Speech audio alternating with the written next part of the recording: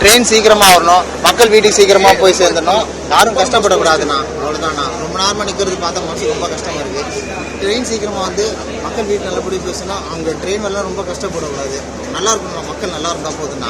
எவ்வளவு நேரமா நிக்கிறீங்க? எந்த ஊர்ல இருந்து வரீங்க? நான் சென்னை தானே, பெரம்பூர்ல இருந்து வரேன். ரொம்ப நேரமா ட்ரெயின் வரலண்ணா. நான் எவ்வளவு நேரம் இருக்கும்? 1 hour மேல இருக்கும். அதுக்கு தானுங்க ட்ரெயின் சீக்கிரமா வரணும், மக்கள் நல்லா இருக்கணும், அவங்களுக்கு எந்த குறையும் இருக்கக்கூடாதுங்க. மக்கள் நல்லா இருந்தா. உங்க பேரு? வெங்கடேசனுங்க. நீங்க எவ்வளவு நேரமா வெயிட் பண்றீங்க? நான் வந்து டி நகர்ல வரேன். சரி சரி. டெய்லி வந்து இப்போ விவசாய படி ஜீவா போகிறேன். இன்னைக்கு வந்து உட்காந்துக்க வண்டி வரல. இது வரல.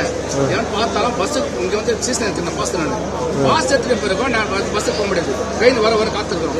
ரெண்டாவது வந்து எங்களுக்கு வந்து நாங்க டிக்கெட் எடுக்கல, கம்பார்ட்மெண்ட் 250 ஃபைன் போடுறாங்க.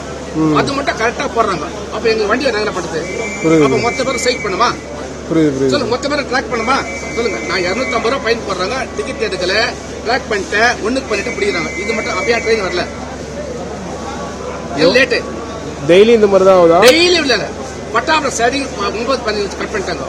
அப்போ 9:10 நான் பிடிக்கணும், அது 9:25 பிடிக்கணும், அது 9:40. எப்படி போட்டாங்க வீட்டுக்கு?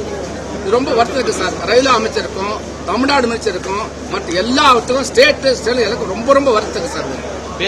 எம் ஜெயச்சந்திரன்.